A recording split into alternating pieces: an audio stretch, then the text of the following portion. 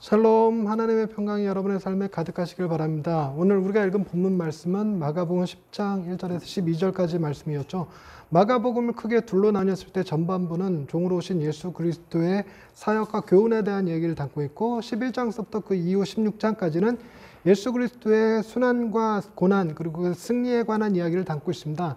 오늘 우리 읽은 말씀이 10장이니까 전반부 마지막에 해당하는 것으로서 교훈과 사역에 대한 마무리 정리를 하고 있는 부분이고요. 이후로부터는 예수님의 고난이 이어지게 됩니다. 그런데 오늘 읽은 본문 말씀이 바리새인의 새 시험에 관한 이야기니까 이 시험을 한다는 것 자체가 예수님을 뭔가 십자가에 매달 만한 근거를 확보하기 위한 일이잖아요. 그러니까 이후로 펼쳐질 11장서부터 이어지는 것들은 굉장히 많은 순환들이 있을 것임을 짐작해 볼 수 있겠죠. 먼저 1절 말씀을 보시면 예수님께서 거기를 떠나서 유대 지경과 요단강 건너편으로 가셨다라는 표현이 나옵니다. 지금 예수님이 예루살렘으로 마지막 유월절을 지키러 가시고 계십니다. 마지막 유월절이라는 얘기가 이후로 유월절이 없느냐가 아니라 예수님 생애의 마지막 유월절이죠. 그러니까 그 얘기는 결국 예수님이 예루살렘에 올라와서 십자가를 지실 일을 하시러, 그러니까 우리의 구원을 완성하시러 가시는 거였습니다. 그 길에 유대 지경과 요단강 건너편으로 이렇게 약간 돌아서 내려가셨어요. 사마리아를 우회하는 방식으로 내려가셨는데 거기에 가는 길 코스가 이 일반 순례객들이 예루살렘으로 유월절을 지키러 가는 코스랑 이렇게 많이 비슷합니다. 그러다 보니까 무리들이 다시 모여들었고 예수님은 전례대로 그들에게 다시 가르쳤다는 얘기를 하시는데 다시 가르쳤다는 얘기를 하는 이유가 왜 그러냐면 우리가 앞서서 9장 말씀을 볼 때 9장 30절에 이런 말씀이 있었어요. 그곳을 떠나 갈릴리 가운데로 지날 때 예수께서 아무에게도 알리고자 아니하시니라는 말씀이 있었어요. 그러니까 예수님이 그 9장 30절 이후로는 대중과의 소통이 없으셨는데 다시 대중과의 소통을 이루어가고 계시는 거예요. 그래서 다시 전례대로 가르치셨다는 표현이 나오는 겁니다. 2절 말씀에 보면 하필이면 예수님들이 바리새인을 시험한다고 알고 읽을 뻔했어요. 바리새인들이 예수께 나와 그를 시험하여 묻되, 시험한다고 하는 얘기가 아까 말씀드렸듯이 뭔가 예수님을 올무에 걸어서 십자가에 매달려고 하는 거예요. 그런 것이 이제 앞으로 계속 펼쳐지게 될 텐데 오늘은 그 첫 번째로 사람이 아내를 버리는 것이 옳으니까라는 이혼에 관한 문제를 끄집어냈습니다. 이것이 올무가 될 수 있는 이유가 여러분 세례 요한의 죽음이 무엇 때문인지 아시죠? 헤롯 안디바와 그의 아내 헤로디와의 결혼이 잘못됐다라는 것을 세례 요한이 지적했다가 목배임 당해서 죽잖아요. 그러니까 이때 당시에 이혼에 대해서 언급하는 것 자체가 굉장히 정치적 이슈일 뿐만 아니라 위험한 일이었습니다. 예수님께서 설마 이혼해도 괜찮아, 뭐 마음에 안 들으면 이혼하는 거지 이렇게 얘기하실 리가 없잖아요. 틀림없이 세례 요한과 같이 이혼에 대해서 정죄하고 그것을 행했던 그 헤롯에 대해서 비난하실 거라는 기대, 그리고 그런 말이 나오기를 유도하는 거죠. 그래서 정치적 이유가 담겨져 있고 또 하나는 신학적인 이 갈등 상황이 있는 건데 그때 당시에 그 율법을 해석하는 중요한 학파가 둘이 있었어요. 삼마이 학파와 힐렐 학파가 있었는데 삼마이 학파는 좀 보수적인 학파였고 힐렐 학파 좀 더 자유주의적인 학파였어요. 근데 신명기에 그 이혼에 관한 이야기가 나오는데 신명기 24장 1절에서 3절에서 보면은 이혼 증서를 써서 이렇게 이혼하라고 되어 있습니다. 근데 이혼 증서를 써주는 조건에 대해서 뭐라고 써 있냐면 아내에게 수치되는 일이 있음을 발견하면은 그렇게 하라는 거예요. 수치되는 일이 과연 무엇일까에 대한 그 해석이 분분했었던 건데 샴마이 학파 같은 경우는 가늠한 것 외에는 절대로 이혼이 안 된다라고 하는 보수적인 주장이었고 힐렐 학파는 그냥 마음에 안 들면 다 그 수치스러운 일이다. 심지어 밥을 태웠다. 아우 수치스러워. 그럼 이혼할 수 있다. 뭐 이런 주장이었습니다. 그러니까 예수님께서 이혼하면 된다 안 된다 어느 한쪽을 지지하는 순간 이 신학적으로 두 그룹 샴마이 학파, 힐렐 학파의 어느 한쪽을 편드는 것이 될 수 있어요. 그러면 반대쪽 학파로부터 공격을 받게 되는 거죠. 그러니까 이런 정치적 의도와 신학적인 논쟁을 그 기저에 깔고 물었던 겁니다. 사람이 아내를 버리는 것이 옳습니까? 라고 말했던 거죠. 그래서 3절에서 예수님께서 이렇게 말씀하십니다. 모세가 너에게 어떻게 명하였느냐? 그러니까 그들이 말하는 건 모세의 율법을 근거로 한 거예요. 그랬더니 4절에 모세는 이혼 증서를 써주어 버리기를 허락하였나이다 이러고 대답을 합니다. 원문을 이렇게 신명기 24장 1절에서 3절을 그대로 읽어드리면 이렇습니다. 제가 읽어드릴게요. 사람이 아내를 맞이하여 데려온 후에 그에게 수치되는 일이 있음을 발견하고 그를 기뻐하지 아니하면 이혼 증서를 써서 그의 손에 주고 그를 자기 집에서 내보낼 것이요 그 여자는 그의 집에서 나가서 다른 사람의 아내가 되려니와 그의 둘째 남편도 그를 미워하여 이혼 증서를 써서 그의 손에 주고 그를 자기 집에서 내보냈거나 또는 그를 아내로 맞이한 둘째 남편이 죽었다 하자 뭐 이런 내용이 나옵니다. 그러니까 이혼 증서 얘기가 나오는데 이것에 근거해서 모세는 이혼 증서 써서 이혼하라고 했습니다 라고 얘기하는 거예요. 그런데 여러분 법이라는 게 그렇잖아요. 법을 해석할 때 법을 제정한, 법을 만들었던 법의 취지라는 게 있습니다. 그 취지를 이해하느냐 이해하지 않느냐는 굉장히 중요한 거예요. 그러니까 단순히 이혼 증서 써서 그래 이혼 마음대로 할 수 있어 라고 만들어 준 게 아니라 오늘날과 좀 다른 시대잖아요. 더더군다나 모세 이야기면 기원전 천년경 그때 시절 얘기예요. 그러니까 모세 시대를 우리 시대로 말하면 중국에서 각골문이 발견됐던 시대 뭐 이런 시대거든요. 그러니까 거북이 등껍질에 글씨 써서 뭐 이게 신의 뜻이니 아니네 고르고 있던 시절이에요. 그러고 있던 시절에 여자의 지위라는 게 없었어요. 여자는 그냥 한낱 소유물에 불과했습니다. 그러니까 여자를 한 사람의 개인으로 인격을 존중해 준 게 아니라 누구의 재산, 누구의 소유 이런 개념이었습니다. 그러니까 자기가 가지고 놀다가 실증나면 확 버릴 수도 있는 거였어요. 근데 버렸어도 소유주는 누구냐면 남자에게 첫 남편에게 있는 거잖아요. 그러니까 다른 남자가 이 여자를 데려다가 뭐 불쌍해서 먹이고 재우고 할 수 있는 그런 문제가 아닙니다. 어쩔 수 없이 굶어 죽을 수밖에 없어요. 어떻게 먹고 살아갈 수 있는 방법 자체가 없습니다. 그러니까 어쩔 수 없이 뭐 몸을 파는 일을 한다든가 이러고 살아갈 수밖에 없는데 그것조차도 들키는 날에는 돌에 맞아 죽어요.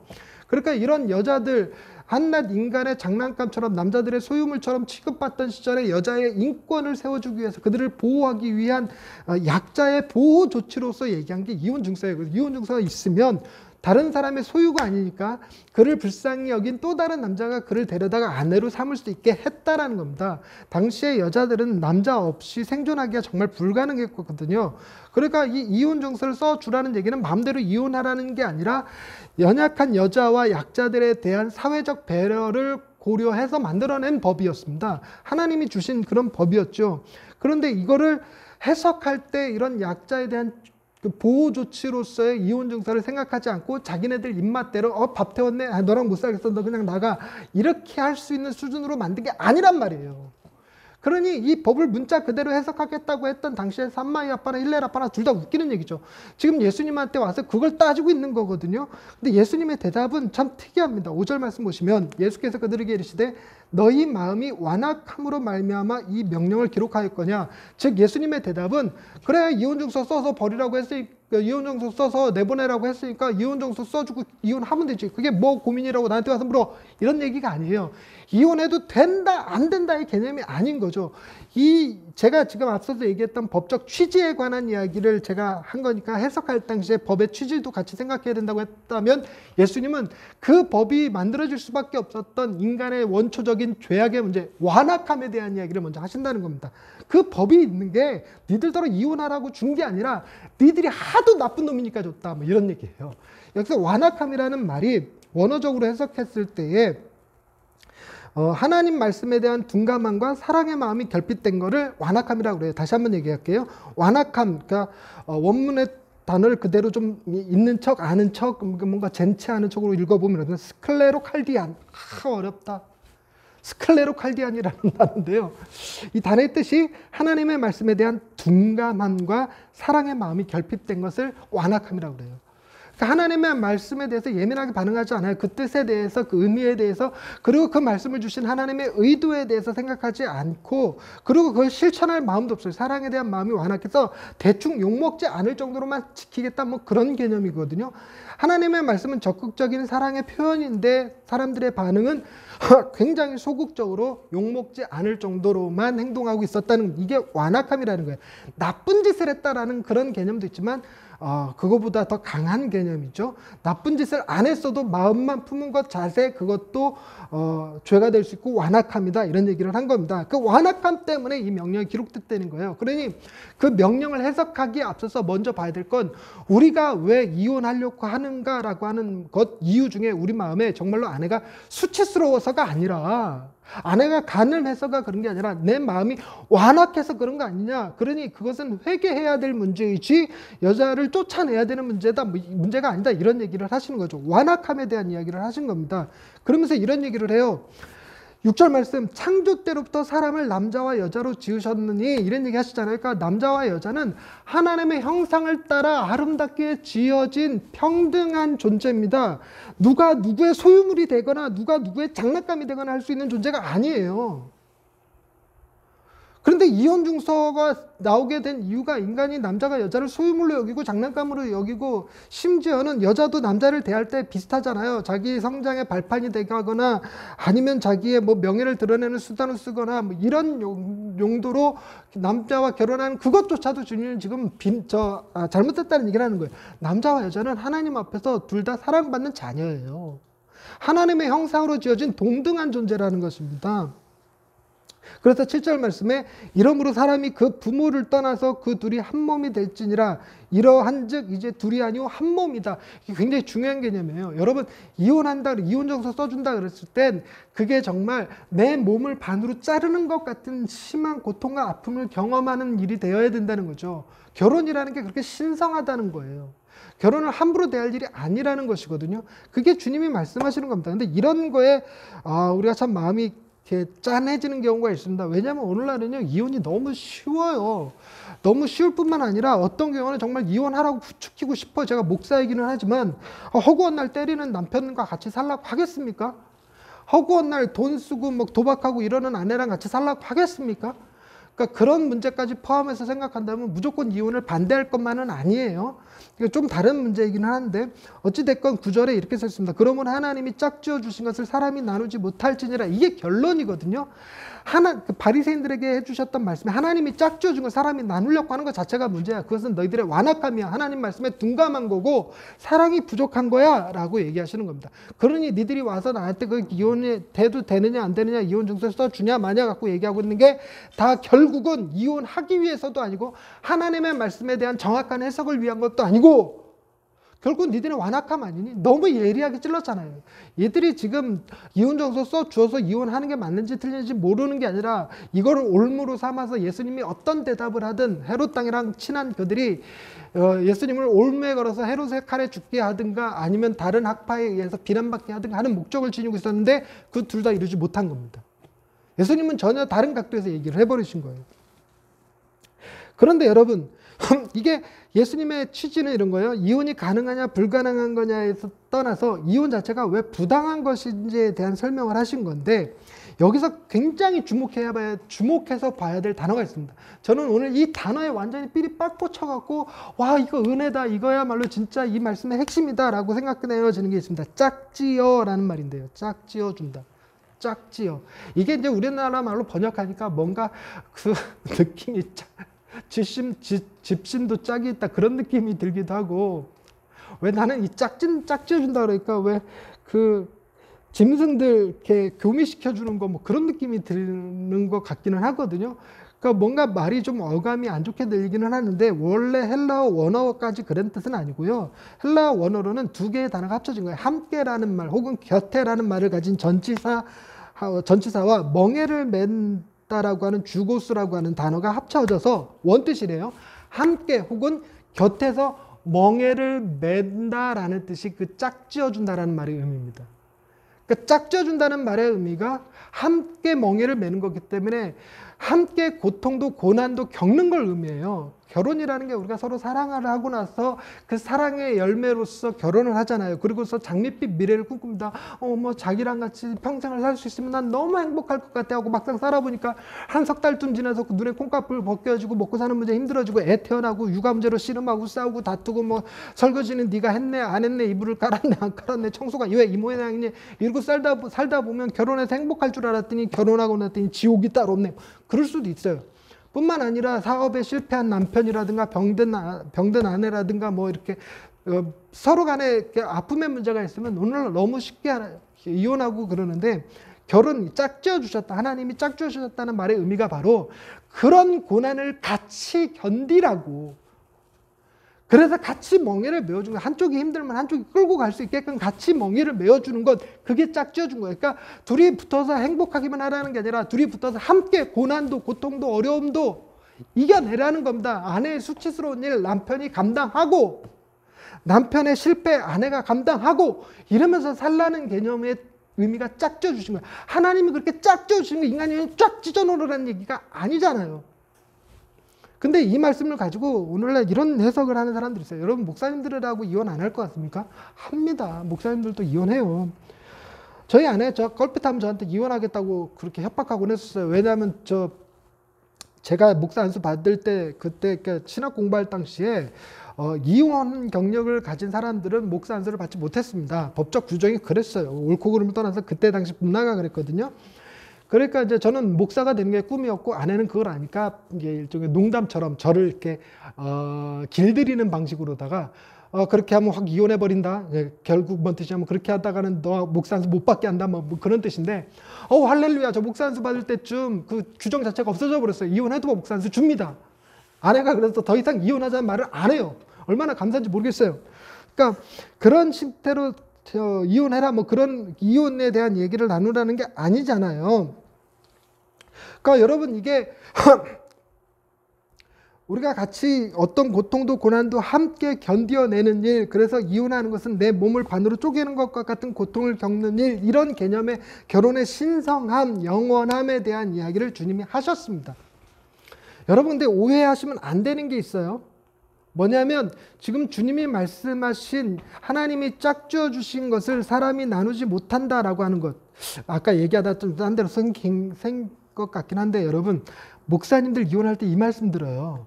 그래서 이혼하면서 뭐라고 그러냐면 하나님이 짝지어 주신 게 아닌데 우리가 결혼하는 바람에 이렇게 됐다 이런 거예요.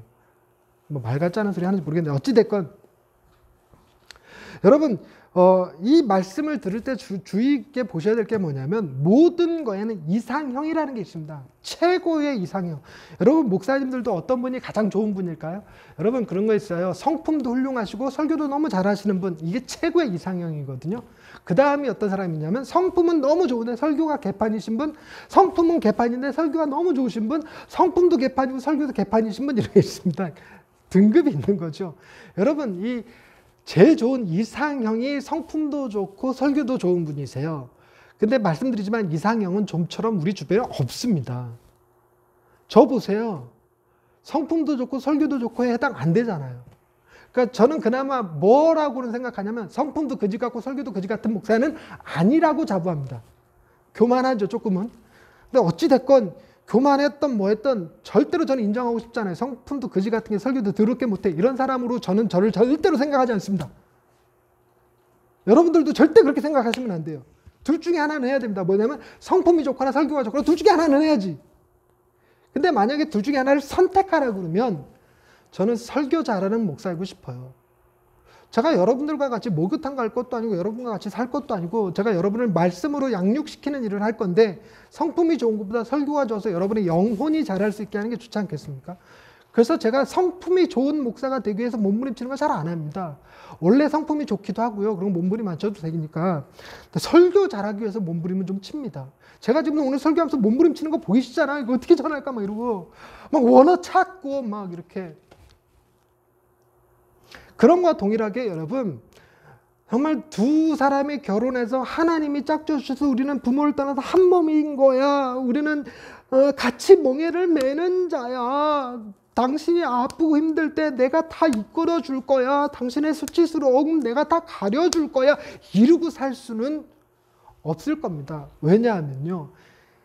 모세가 이혼증서 써주라고 얘기했던 그때 기원전 1000년경이나 지금 예수님한테 와서 이 말씀을 가지고 이혼증서를 써주는 게 이혼하는 게 옳습니까? 옳지 않습니까? 묻고 있는 바리새인들, 당시에 종교 지도자들로 존경받고 있던 사람들이었죠. 그런 바리새인들이나 여전히 변하지 않는 게 있었죠. 완악함이라는 게 사라지지 않았어요. 하나님 말씀에 둔감하고 사랑의 마음이 없는 건 모세 시대나 지금 예수님 시대나 동일해요. 그렇다고 2000년이나 지난 지금은 다를까요? 똑같습니다. 여러분, 이 시대 사람들도 다 완악합니다. 우리에게 이 완악함이 제거되지 않는 이상 우리에게 이상적인 결혼 생활이라는 건 존재하지 않습니다. 물론 시도해야 되고 노력해야 되고 몸부림쳐야 됩니다. 서로가 서로 애써야죠. 서로가 서로 말씀으로 하나 되고 묵상하고, 그래서 우리 힘으로 안 되면 성령의 능력으로 하나님의 은혜로 결혼의 신성함을 지키고 둘이 한 몸이 되어 살아가는 일 매우 중요합니다. 그러나 그게 핵심이 아니라는 거예요. 인간은 완악하기 때문에 그걸 못하지만, 완악하지 않으신 분이 있다면 그분은 이런 완벽한 이상형의 결혼을 하실 수 있겠죠. 그분이 누구십니까? 예수님이요. 예수님은 누구랑 결혼하셨나요? 우리요. 예수님이 우리의 신랑 되시잖아요. 신랑 되시는 예수 그리스도께서 우리를 어떻게 여길 것이냐? 수치스러운 일이 있다고 버리지 않을 거라는 거예요. 밥 태웠다고 기분 나쁘다고 간음했다고 버리지 않을 거라는 거예요. 그걸 뭘로 알 수 있죠? 여러분, 예수님이요, 제자 중에 하나인 가룟 유다에게 팔렸던 사람이세요. 베드로가 예수님을 모른다고 3번이나 부인했었다고요. 제자들이 다 예수님 버리고 도망갔다고요. 그래서 예수님이 십자가 달려 돌아가셨으나 부활하시고 나서 그들을 어떻게 하셨죠? 다시 찾아오셨잖아요. 가룟 유다는 그 사이에 죽어버려서 못 회복시켰고, 죽지 않고 살아있었던 베드로를 비롯해서 나머지 제자들은 주님이 다 끌어안으시고 품어주시고 다시 회복시켜 주셨잖아요. 그대로 당신의 아내로 다 맞이해 주셨잖아요. 오늘날 저와 여러분만 봐도 마찬가지 아닙니까? 정말 우리 같은 사람이랑 결혼 못하겠다, 이혼하겠다 이러고 있을 판인데, 예수님은요, 그렇게 거룩하시고 고결하시며 가장 완벽한 의로움을 갖추신 그분이 우리같이 죄 많고 흠 많고 연약하고 그렇게 완악한, 하나님의 말씀에 둔감하고 사랑이 부족한 우리를 안 버리실 거라고 어떻게 장담하느냐? 주님은 완악함이 없으신 완전하신 분이기 때문에 그렇다는 것입니다. 심지어 주님은요, 이 버려짐에 대한 끝판왕을 경험하신 거거든요. 십자가 위에서 그러잖아요. 아버지여, 아버지여, 어찌하여 나를 버리시나이까. 즉 하나님에게까지 버림당한 경험을 갖고 계신 분이세요.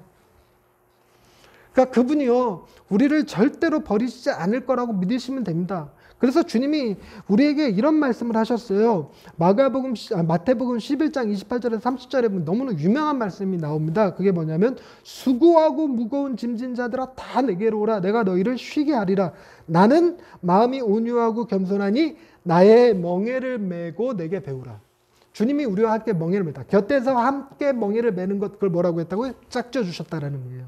하나님이 예수님과 우리를 짝져 주셨어요. 그래서 주님이 말씀하신 대로 하나님이 짝져 주신 것을 인간이 결코 나누지 못한다.